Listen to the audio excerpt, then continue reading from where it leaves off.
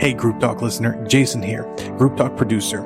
Our Group Talk podcast is growing in listenership, and we have exciting news for you listeners. Starting April 6th, we are launching the Group Talk network of podcasts. Don't worry, we'll still have your favorite shows, favorite hosts, and favorite topics. They'll just be on their own separate channel. And they'll be available wherever you choose to listen to your podcast. And best of all, we will be expanding and offering some very exciting new resources to help equip you in your ministry. Because a great network is made of great people like you.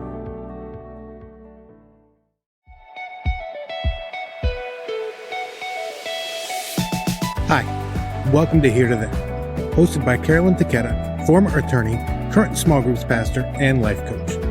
Through monthly conversations with pastors, authors, and guests, we hope to stir your thoughts and encourage you to move from where you are to where you want to be, in your personal life, in your leadership, or in your ministry. Hi, everyone. Thank you for joining us for Here to There, where we explore movement from our present reality to the preferred future that God has for us. Well, when I was in law school in my early 20s, I was assigned a dorm suite mate. Her name was Karen, and she became a close lifelong friend. We actually became friends because I didn't like my roommate very much, so we hung out because she was next door, hung out a lot. And what was unique about Karen and the blessing in my life was that she was the first Catholic person that I had met, a friend who deeply loved Jesus. She sought to walk in obedience with his teachings. We talked about the Bible a lot. We prayed together. She was also really committed to the practices of her Catholic church, which I found fascinating because that was so new to me. And so she became my teacher on all things Catholic, and then I became her teacher on the Protestant stuff, but we just developed this really sweet friendship based on our shared faith in Christ. But since then, aside from going to weddings and funerals and confirmations and things in the Catholic Church, I've had very little interaction with the church. And in our area here locally, we have very little overlap in ministry between the Catholic churches and our non-denominational Protestant churches. Aside from doing homeless shelter together or feedings or other mercy ministries, we really don't do a whole lot as a shared faith community. So when I heard about a Catholic church that had a vibrant groups ministry, I was really curious and I was fascinated about how groups would work in that context. So I wanted to learn more, and I invited Kelly Lippenholtz, who I met at the Small Group Network lobby back in February's conference, to share her experiences and learnings with us. And they have led a successful group launch, and she has so much interesting stuff. So I am so excited to have this conversation with you, Kelly. Thank you for being with us.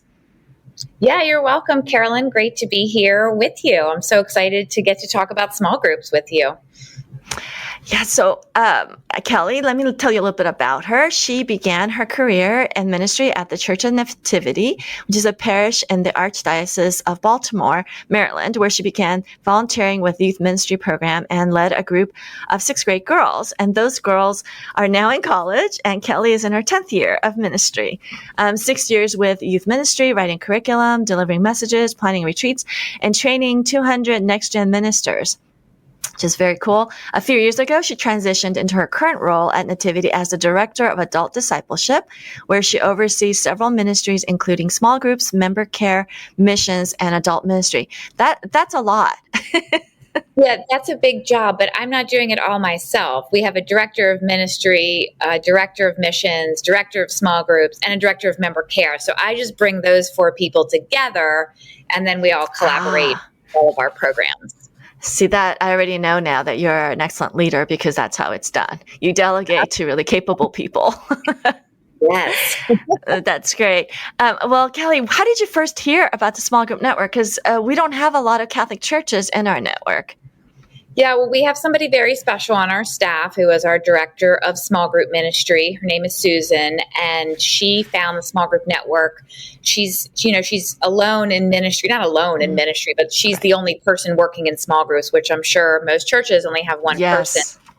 And she's got, 2,000 sheep that she leads. And so she's always looking for support and encouragement and to learn more. And so through that, she found the Small Group Network. So she's been participating in a huddle for a couple of years. She's been on staff for about 4 years now. So she's been participating in a huddle, and she this is how we really found our way to small group network more intimately was after COVID, we were feeling that burnout, especially small group people, of not being able to gather people together. And so she found a conference called Accelerate on the Small Group Network's website. And she sent me a text one weekend. She said, "Can we go to this? I need to go to something." And I said, "Let's see if we can figure it out." And so together we went to Accelerate, which was amazing. Highly recommended. If you're a point person or discipleship person at your church, go to Accelerate. That's so great. We just came back on fire for our jobs, and at a time that we were feeling really burned out, kind of low. And soon after that, we scheduled to host Attain here at Nativity. Oh, wow.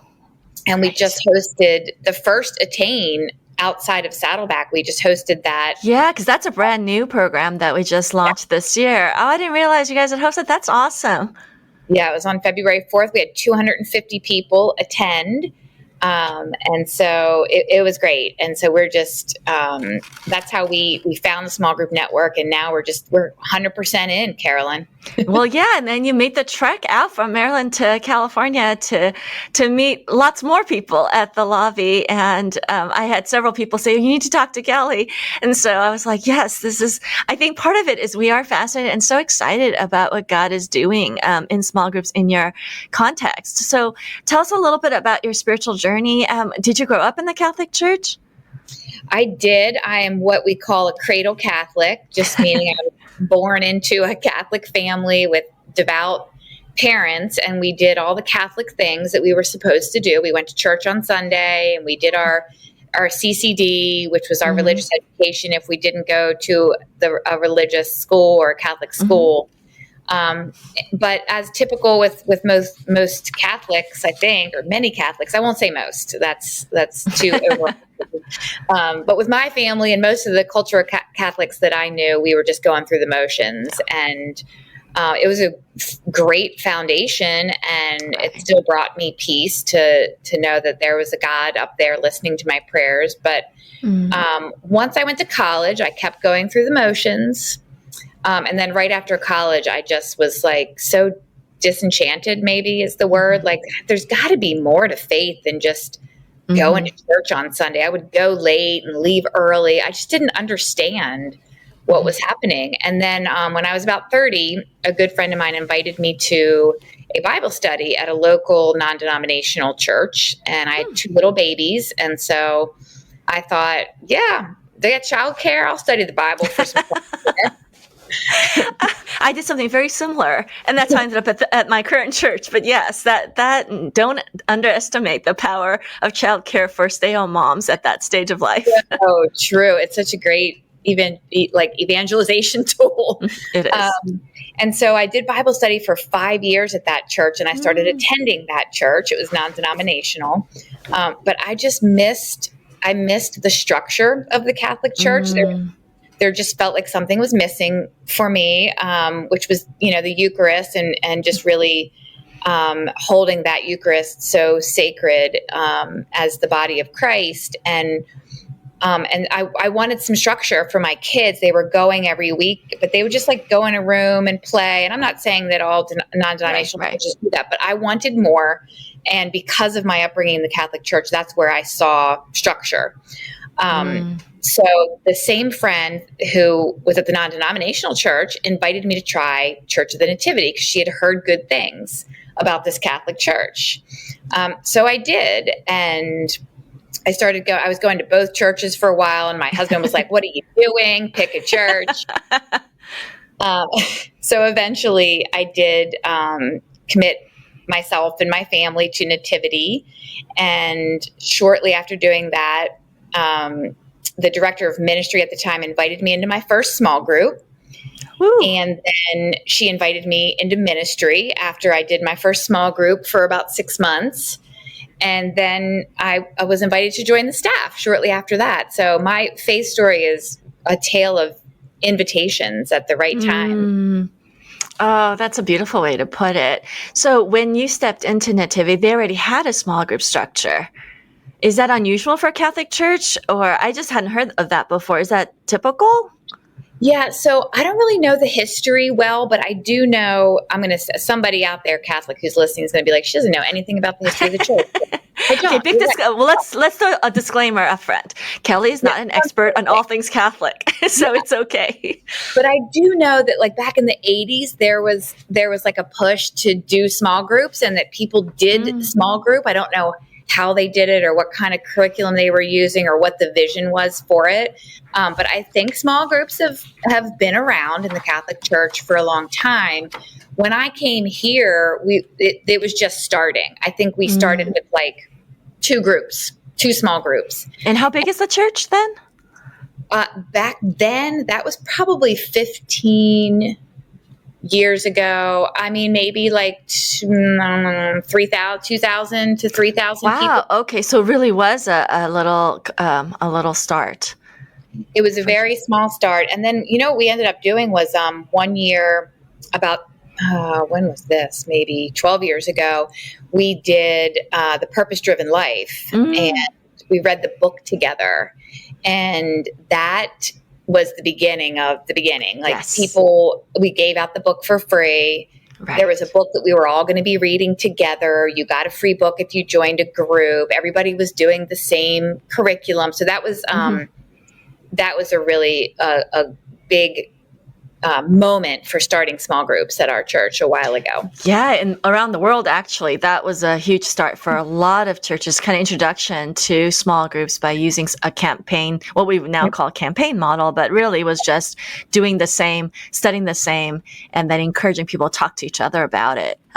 So that had started. So when you stepped into that first small group, I'm just curious about what your experience of it, because if it was your first group, what were you expecting and what was it like for you? I don't remember having any expectations, but it was all ages of people. And I just remember really loving that there were younger people in the group who had such wisdom to share, and older people in the group, much older than me, who had a lot of wisdom to share. And, up until that point, I didn't know anything about the Bible. I mean, except what I had started to study at this non-denominational church, I didn't know anything about community. I didn't know that discipleship really happens in community. I didn't know about seeking wise counsel. And so that was all brand new to me, and I loved it. There was an 18-year-old girl in the group who one week said that pride was the root of all sin, and I've just never forgotten it. And I feel like she was right. Like so many sins in my life are pride, and so I can like intentionally pray about pride now. And that was from an 18-year-old, and I was in my 30s. That's cool. That's so cool. All right, so how does the small groups ministry fit in to the vision and life of Nativity? Well, great question. About 10 years ago, no, more than that now, probably about 15 years ago when I was first coming here, the pastor here and the associate to the pastor began to, they were kind of lamenting the Catholic churches in this corridor where we live in Baltimore. We're in North Baltimore County, a lot of Catholic churches up and down this one route in the area, and they were closing. And they were dying. Churches were dying, and churches were merging. And they said, why is the Catholic Church struggling while these non-denominational churches are packing the house? What are they doing? And so they began studying Willow Creek and Saddleback and North Point, and kind of discovered that some of the things that those churches were doing that were creating some success and bringing people to Jesus in a different way that they hadn't considered before. And they got a lot of pushback, and they had some pushback themselves because, it's different. It's different. And, a lot of Catholics love the tradition, and our pastor loves the tradition, but he saw So is it a pastor? Oh, sorry, I had to ask, is he a pastor, not a priest? He's a priest, but, I guess the general definition of pastor is someone who cares for people. So he's both. Okay. So you guys use both interchangeably. We do. So they began studying other churches and what was successful at other churches, and small groups was part of that. I mean, the music was part of that. Preaching in a message series was part of that. Having great hospitality around the weekend and welcoming outsiders was a big part of that. Wow. But small groups, that's sort of where that was discovered, that, how important community is. I don't think, again, my experience, just mine, of being Catholic is not one of community. It is one of going to Mass for 1 hour, or hopefully less, and hopefully you can go to the Mass without music and then get home even sooner. There was not a whole lot of community in my life as a Catholic, where I grew up. So I'm sure many Catholic churches have great communities and they have a fellowship hall. That was not part of my experience. And it wasn't something that we were doing real intentionally here at Nativity. And so that became part of the vision of the church, is that we were going to intentionally do community. And then the other part, as the church grew, once we did make some of those changes, the church began to grow just by word of mouth. And it became a little bit too big to really care for everybody. And so small groups became what we called our delivery system for member care. If somebody had a baby, if somebody had a death in the family, the small group is who gathered around, because the priest can't go. We only have one priest here. Oh. And he can't go to everybody's house, right? He can't do every anointing. Right, he right. can't. Well, 2,000 people, no. Right. And now it's even more than that. We have, probably 5,000 families now that are members here. So the small group ministry really came in and kind of filled that role of member care as well. Yeah. So because it was such a different model than what typically is in the Catholic Church, how did you go about putting that into place? I mean, you had the vision part. So clearly the priest, your main pastor, had the vision for how do we create community. So you started having to change values, right? Almost from the ground up. Yes, it's very much of a culture shift, I guess. And we probably started changing programs before we put values into place. Now we have values in place that we, kind of live by as a parish. But back then, when we first started doing it, it was more of just a grassroots, let's invite some people to be in a small group. And like I said, there were only 2 small groups when the first time that we did a push. 3, actually, I'm looking at my notes here, 3 groups. And we used the lectionary. And so we just wrote some small group questions based on the lectionary for that week. So people were kind of hearing the readings in Mass. Then later in the week, kind of maybe answering some questions about those. Basically a sermon discussion guide, but with using the lectionary. Yeah, that's perfect. That was our first curriculum. And then the associate to the pastor put together a leadership team, a small group leadership team, some people that seemed to care about this a lot. And then he started creating his own curriculum and kind of tracking the people that were in groups. I don't even think we were tracking people the first time we did it. And so we were looking at Saddleback strategy, and then we moved to a North Point strategy, and now we land somewhere in the middle there. So yeah, that was that's how we began. Yeah, so if you are listening and you're wondering how to take a bite at this big, enormous task of creating a culture of community and small groups, Kelly's church has done it by taking a tiny bite at a time. So if you were going to give them advice, what are some few things to kind of get going on that are early steps if you're trying to change a culture of a church towards small group communities? Well, I would say for us, the most important thing is the message. When our pastor preaches about small groups, people listen to what he tells them to do. I don't know if that is across all Catholic churches or churches in general, but the priest is looked up to as an authority figure. And so when he preaches about small groups, he invites a lot of feedback into the room, and the small group director is in the room. I'm in the room. There's a whole message team. We come together and we kind of craft a message about community, about small groups, and so I guess it starts with the message from the pastor. Does that make sense? Right. Yes, absolutely. We talk a lot about getting the pastor on board or getting buy-in from leadership, especially some sort of, I think it's so interesting because you said, the priest speaks with a lot of authority, and that is kind of built into the Catholic model. I think for Protestant churches, it really varies greatly, depending on if they're mainline or non-denom or whatever. And I'm sure senior pastors would say, disagree about how much authority they get to have or not have. But regardless, leadership is leadership. And so what they hear with authority of scripture behind it is going to have impact. So yes, it absolutely makes sense that you want to make sure, if you want to make this culture shift, or you're going to lead a campaign of some sort, that you need to have the leadership on board and teaching about it. So the messaging piece for sure, and preaching about it. And that's great that you guys have that support from the platform. I think that's a challenge for some of our listeners because they're pushing that uphill and leadership is not quite as bought in. So well, let me say something else about a small bite that you could take if your pastor's not on board. We have also done events that we call connection events, where we invite people to come to an event, whether it be a happy hour or an outdoor event or something like that. And we provide some time for some table discussion.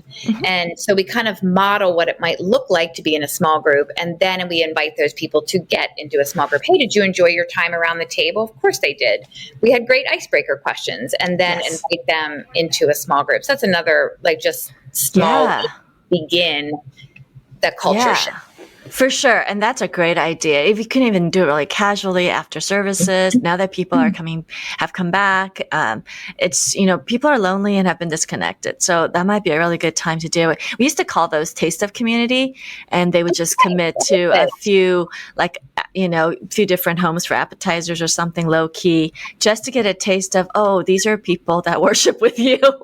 Let's get to know a few people, which seems so simple, but man, it wasn't for me either. I'm kind of in the middle of introvert, extrovert, but I don't want to walk into a group of people I don't know and sit and talk to them about God. Now I get it. But, 15 years ago, I didn't want to do that, but it was the personal invite that got me to do it. Yeah, and you're absolutely right. So we always say, you're better off if you invite, and sometimes people will say yes, but it does to kind of lower the threshold of walking into a group of strangers talking about your deep, dark, secret things. That just doesn't work. So the little taste helps. And then you also oversee discipleship. So is small groups then integrated into your discipleship overall programming? Yeah, so that's interesting too. That was something we started to learn at Accelerate. I mean, we've been thinking about it for a couple of years, but we weren't doing it well. We weren't incorporating our discipleship steps into small group. Rather, small group was one of the discipleship steps. Being in a small group was a discipleship step here at Nativity, right? The fellowship step. And so when we came back from Accelerate, we started thinking that it's obvious to probably a lot of your listeners, it's probably obvious, but it wasn't to us, that if you're in a small group, you're more likely to follow Jesus. You're more likely to take the discipleship steps that you're hearing about at in the weekend message. We find that people in small groups are like a very high percentage more likely to give, to tithe. We find that people in small groups are way more likely to go on a mission trip. People in small groups are way more likely to join a ministry team. And so now, instead of joining a small group being like a menu item, that is the discipleship step we want people to take first.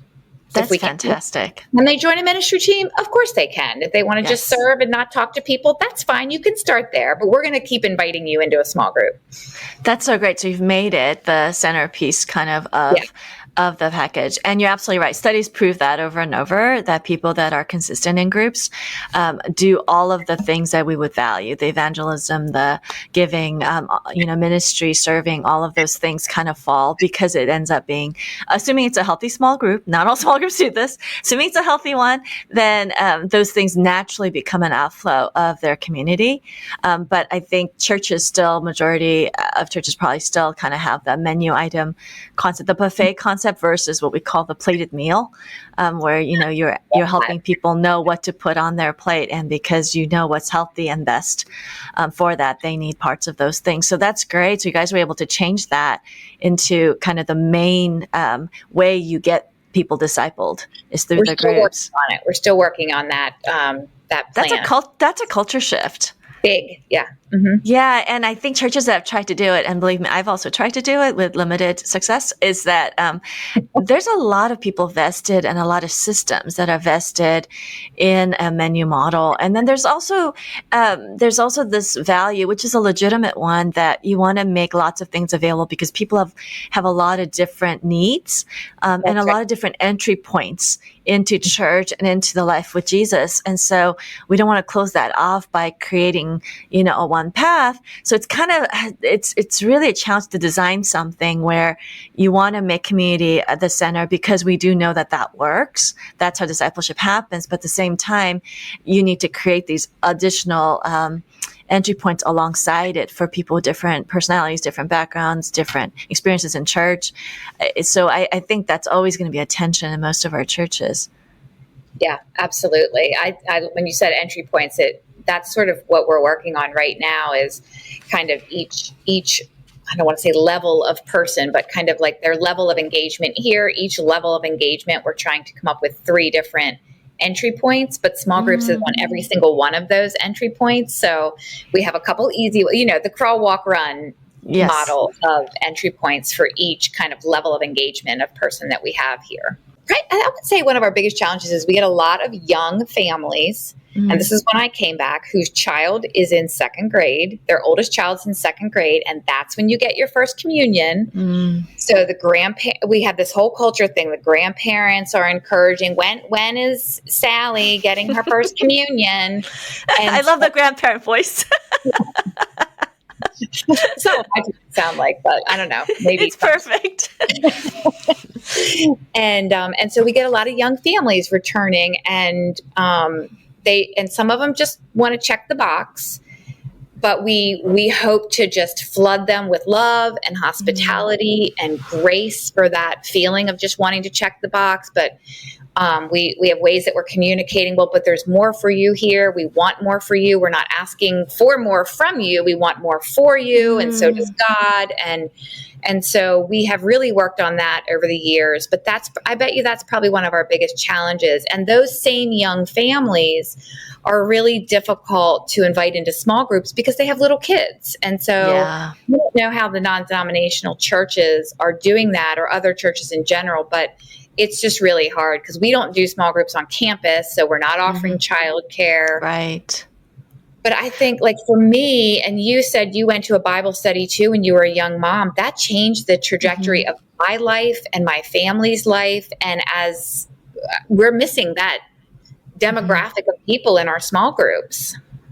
Yeah, I think we could do a whole separate podcast on childcare stuff. And if you actually search on Small Group Network's website and put in childcare 3 groups, there are lots of articles on our blog, as well as I've done a podcast years ago on childcare and the different options. And if you put that in Facebook, I'm sure people will clue in. So there are different ways to do it, but you're absolutely right. Like, I love what you said. We want more for you and not just from you. Like, that spirit of hospitality is so beautiful.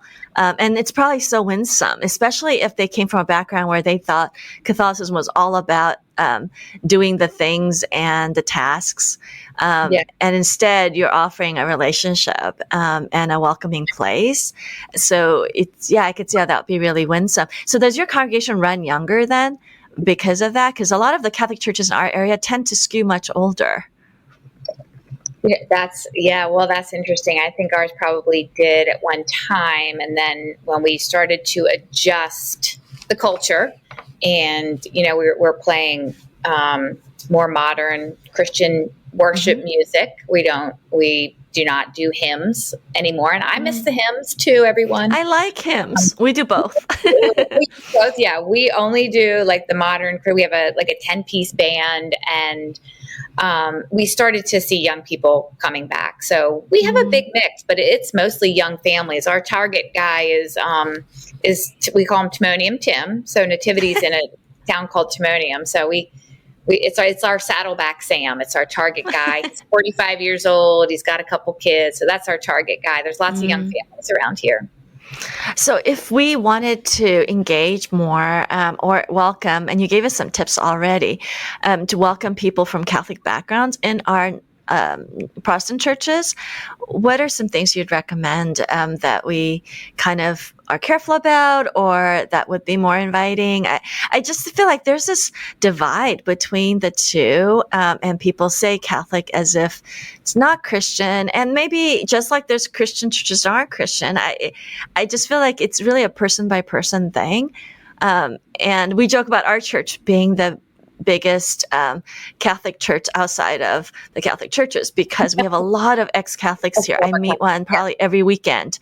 We have a lot, and they're very similar to your story. Like they were raised in it and then fell away and kind of did their own thing, but now kind of want and feel the need, especially during COVID and post, like whenever they deal with something hard, they come back. And then I kind of want to invite them into small groups, invite them to more of the life of the church. But it seems harder because it's not vocabulary they have or an experience they've had. So what are some tips, Kelly, you can give us when we talk to Catholic brothers and sisters and we're inviting them into groups? So you mean not the other Catholic churches trying to partner with them. You mean the people that you have that are former Catholics. Yes. And I'm sure a lot of our listeners also, especially if they're non-denominational churches, kind of like the one that you started out with, they're going to have Catholics wander in. We have women's Bible studies that have a lot of women that go to the Catholic church down the road for Mass, but come to Bible study at our church or come to MOPS. So we've got a number of, and they always identify themselves as, I'm either ex-Catholic or I grew up Catholic, or there's some identification. And then I feel like we don't really know what to quite do with that. So I'm really asking for me, like what can we do to kind of invite them in a winsome way and to kind of get over the hurdle of this is kind of what non-denominational churches do, small groups, versus like what Catholic churches do? That is a really hard question. I feel a little stumped. I'm thinking about my experience at the non-denominational church, and I can tell you what I was really uncomfortable with. Yes, let's do that. What not to do is always really helpful. Okay. The worship music was really uncomfortable for me. I did not understand why it was so loud and like rock bandish. I was very uncomfortable with people who would want to pray out loud. For me, particularly if they wanted to put like their hand on my shoulder. Like I wanted to run to my car when that happened. And I did a couple times. I would just leave. I'm not doing this. I don't know what's going on here. So I feel like there's baby steps that could lead up to those things. I was really open, and it still made me really, really uncomfortable. The prayer one is a good one, actually. And I have coached small group leaders that if they have people from different spiritual backgrounds, and Catholics would be one of them, but there's a bunch of others where they're not used to the practice of praying out loud in a personal sort of way versus reading a prayer or having it happen in the worship.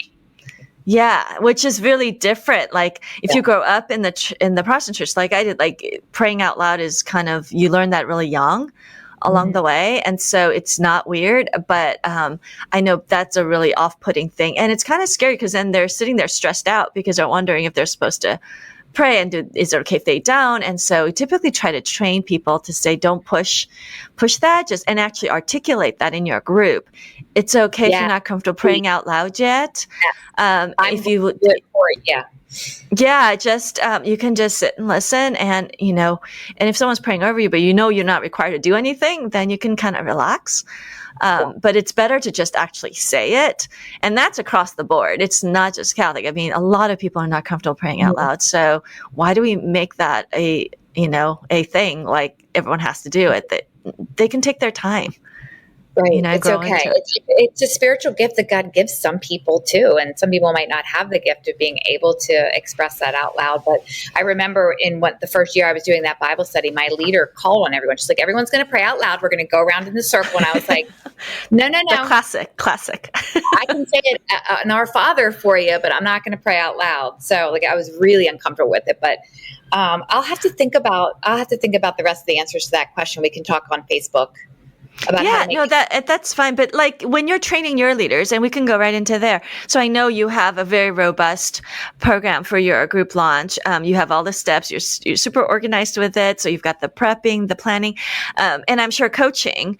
When you get to the coaching part or the training part, you probably do train around some things that are unique because of that background. Like you probably wouldn't take communion as a small group. I would imagine, because that's the Eucharist is so sacred and it's a sacrament. Mm-hmm. Whereas some other churches, taking communion together as a small group is a really meaningful part of what they do. So there's probably things that are like just a little different on the ritual side. But can you walk us through kind of, you've had now a couple successful small group launches. So tell us your secret. What is the what are some in the next few minutes? What are some key pieces that you think have been helpful for you guys to launch these groups?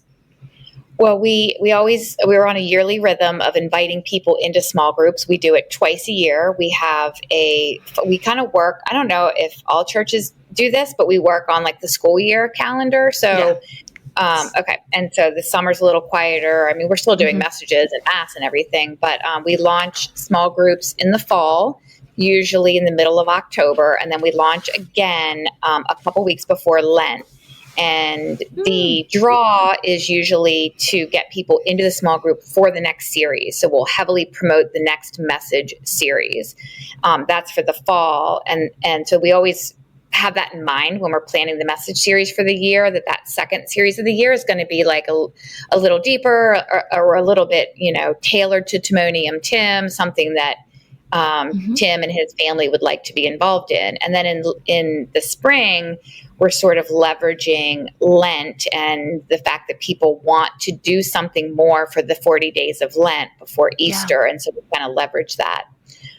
So that's the first thing we do is we have that yearly rhythm of invitation. Mm-hmm. And then the second thing I would say is that we always plan it like it's an event. Like this is an event that is happening this weekend, and we invite people to the event. And our most successful launch, which we just had this spring, was we started communicating it in December. Oh, wow. We just started like dripping it on social media. Big things are happening. We're praying for a revival here at Nativity. You want to be a part of this. So we started dripping it on social media and in some of our communications with our like inside people, our ministers and our current small group leaders. And so there's always a weekend that's launch weekend. And like I said, we plan a big event around that weekend. We might have food trucks. We might have games outside in the parking lot. We have a giveaway. We've had like Chick-fil-A cow here. So it feels like a party. Yes. And there's so much energy around it that it's really hard not to want to be a part of it, I would say. Oh, that's great. So you make it fun, you add it, you give a teaser along the way, like that, drip it in along the way.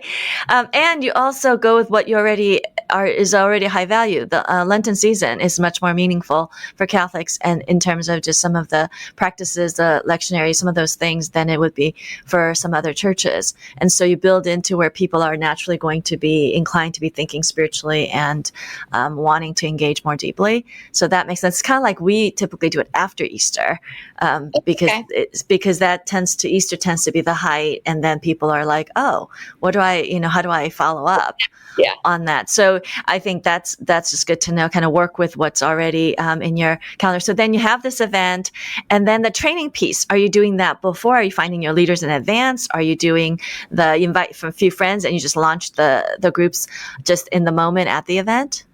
Oh, yeah, that's a great question. We usually have all the groups set up before the launch. And so we recruited leaders ahead of time. And one of the ways that we did that is we asked our current leaders to nominate somebody. from their group who could lead a new group. And then we also asked leaders this just for this launch. This was new and it was our most successful. So I'll just share that. We asked leaders to step out of their current group for Lent, just for the 7 weeks of our Lent series, and lead a group. And we trained them ahead of time. We had several meetings with them. We had coaches. We had several meetings. We trained them ahead of time to understand that part of their purpose in leading this Lent group was to pass off the leadership to someone else in the group. There's always another leader, right, waiting. And so, so we trained, a lot of those leaders were already small group leaders, so they didn't need a ton of training, but we had a coaching structure in place for new leaders. And we coached them before the launch. And then we had all the groups set up on our website so that people could just go in and choose a small group they wanted. So that's like having a really excellent follow-up plan. Yeah. So we haven't always done a great job on follow-up, and people fall through the cracks. And we've actually acknowledged that from the pulpit. Like, hey, if you've tried to get in a small group before and we have failed you, we're sorry, but we're asking you to try again. We get better every time. And so we have open groups and we use a ministry platform database. And so the groups are on the website and you can just click and send a message to the leader. And our goal is that we follow up with people within 48 hours of their request. Yeah. Oh, I love that. Gosh, so many nuggets from what you said. So acknowledging that sometimes people fall through. I mean, that happens everywhere. Yeah. But I love that, just to kind of be upfront about it. Because if people have had one bad experience and no one got through to them, I think that goes a long way to kind of healing that and giving them a desire to try again. And then, Kelly, I love the concept. I know everyone's always struggles with getting new leaders. That's kind of the meat and potatoes of our roles, and I think a creative way to do that is what you shared, which is to invite existing leaders, especially really strong ones and good ones, to to multiply themselves basically by stepping out, because they have their relationships with their group and they want to continue, but stepping out. I have done that before. And what's been so interesting, when they came to the end of that season that I asked them to do 6 weeks or 8 weeks, a lot of times they wanted to stay, even though the expectation was that they would pass off. So they would pass it off, but they also wanted to stay in touch, because they'd kind of, planted this. So some of them then became like, they would have 3 with this one guy, a couple, they had 3, and then they would visit them, all 3 of them on different occasions. It kind of like siblings, you would just go visit. And then once in a while they would have like a Christmas party all together. And it didn't always work that way. This was an exception because of who they were and kind of what their ministry looked like. But it was really cool to see some of them kind of said, okay, we'll do it, but we really aren't thrilled about it. We'll do it because you asked, Carolyn. So then they did, and they're like, oh, that was really fun.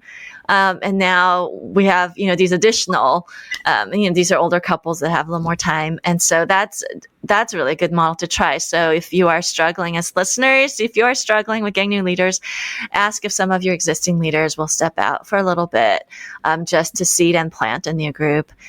Because when then the people in the group can see this isn't that hard, and they are more likely to take over after. So that's a really good nugget. Anything else? I know you have some formal training stuff and you do some weekly things, and I've been on your website and I'll link that in the show notes. You have curriculum, you have podcasts, talk to us about all the different training platforms you use and how, what you have seen to be effective there. Okay, sure. Yeah, we have a pre-meeting email that goes out, and that email has in it, that goes out every week to every single person in the group. It has a little message from our small group director. It has the weekend message linked in there, so you can watch the message from the weekend that the pastor gave. It has the small group, we call it small group video podcast, if that's a thing, because we do it like a podcast. There's a host and there's somebody answering questions. We video it so you can watch it with your group, or you can listen to it in the car on the way to your group. It's about 10 minutes long. And then there are some questions related to that video. And so it's all related to the weekend message, but it's kind of going deeper into the weekend message. So we still use that model, that we're going off of the weekend message. So the other kind of, I guess, some other ways that we train our groups is just by providing tools on the website, which you said you'll post. We have a lot of tools for leaders on our website. We do have what we call group life directors, and they take a segment of our small group. So we have couples, mixed adults, young adults, we have college age kids, we have women's groups and men's groups. And for each of those 6 categories, we have a couple of group life directors, and they coach those leaders. So I know Saddleback calls them community leaders, maybe something like that. So it's a similar model to that. And we create the content by just stealing all of Saddleback's content, which are all very available for our small group network people.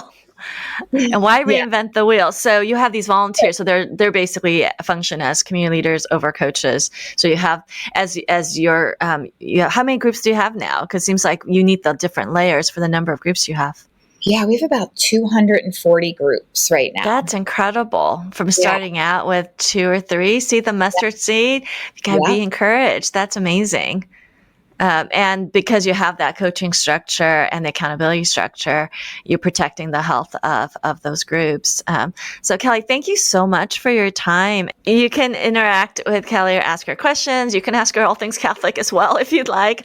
Although they're really interesting of a hybrid of sorts. It's like you've picked the best of both traditions of both traditions. And so you're doing community so well there. So thank you for assuaging my curiosity about how this works in a Catholic conscience. And hopefully we'll get more, more Catholic churches to be part of the small group network so we can learn and grow together. That'd be great. Yeah, maybe that's a huddle you could start, Kelly. You see how that goes. Wouldn't that be fun? That'd be kind of different. Do that online. And your church and your small groups director are also in a huddle in Baltimore, I believe, in that area. So if you want to connect with that, you can also connect with Kelly on that. So thank you so much again. Have God bless you and your ministry. Thanks, Carolyn. Bye, everyone. And thank you all for listening to Here to There. Until next time, remember, we are better together. Thank you for listening to Here to There, part of the Group Talk network of podcasts. If you like what you've heard, make sure you subscribe on Apple Podcasts, Spotify, or wherever you get your favorite podcasts. If you want to learn more, make sure you check out smallgroupnetwork.com for more resources.